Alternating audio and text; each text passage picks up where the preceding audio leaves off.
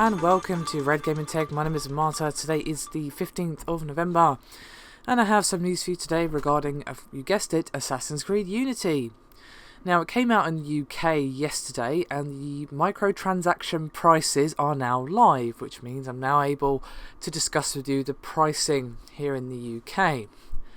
Now, 5 packs of the microtransaction currency, which are called Helix Credits, are currently available to purchase, and they range from a reasonable £3.99 to a extremely, what the fuck, why is this even here, £64.99. In case you weren't aware, which you probably are, but I like to be informative, Helix Credits are used to hack better weaponry and gear that would otherwise be worth a huge amount of francs, which of course is regular in-game currency. Now, for 500 Helix Credits, it will cost you $3.99, 1400 will be $7.99, 3200 will be $15.99, 9000 will cost $39.99, and 20,000 costs $64.99. And I'd just like to point out that 20,000 is worth more than the game itself, so it's absolutely ridiculous that option is even in the game. And to be honest, a $39.99 option shouldn't be there either, because that is about a couple of quid more than I actually paid for the game. So yeah. Now, on the lower end of the scale, £1 is roughly equivalent to 125 Helix Credits, but you do, I suppose, save money by buying in bulk. Now, if you buy the most expensive pack and each £1 you spend is converted to over 300 Helix Credits. Now, Ubisoft has naturally defended the addition of the microtransaction currency, which of course has never been in Assassin's Creed before, and has reassured that it does not unlock any item which can't be found within the main campaign. And they went on to say, every item in the game is unlockable through player progression. The progression and economy is tailored to not push the player to pay.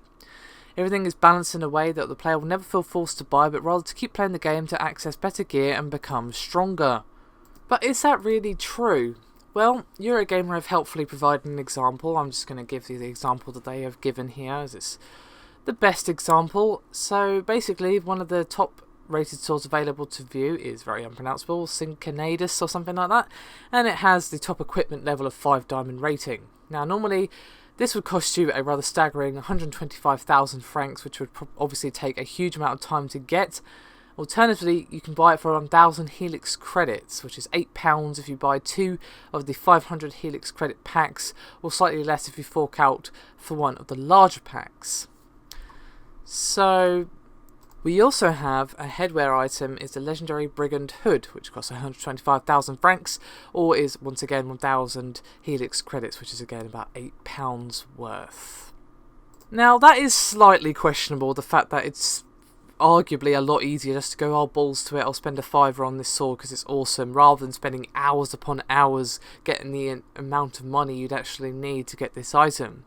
Where it starts to go into purely questionable territory is the boosts, which basically, as you probably have guessed from the name, is a temporary buff of one of your stats for a short time period. For example, the stealth boost makes you, quote, significantly more difficult to detect during assassinations and free run for 3 minutes. Now, that is worth a fairly low amount of Helix Credits, that being 100, but each option has a longer lasting premium variety, which will, of course, cost you more. For example, there's a premium health boost, which costs 150 Helix Credits. Now, apparently, Ubisoft thinks these boosts are balanced, but here's where that argument immediately falls through the ground screaming. You cannot get these boosts by any other way than spending Helix Credits. Now, I know it's a single-player game, unless you're playing the co-op, of course. But the fact that a straight-up upgrade, so pay to win, or at least pay to be better, is only available through the microtransactions, yeah. If you guys have been watching this channel for a while, you probably know, you're well versed that I really hate microtransactions in full-priced games. I am of the opinion that they're all well and good in free-to-play. Free-to-play is fine as a business model. It takes a lot of finesse to get the business model and the pricing right, but if you do it right, which many games have now, it's fine. I've got no problem with free-to-play. But when you have a game that costs £40 to £45 depending on where you buy it from. And then you have the audacity to ask for more of my money so I can unlock weapons and get boosts that make me more powerful than I could ever hope to be if I didn't want to pay money. That's when the blood pressure starts to rise. Oh, good lord. I really, really hope that anyone who's playing Unity right now just does not use these stupid microtransactions, because they just should not be in the game ever.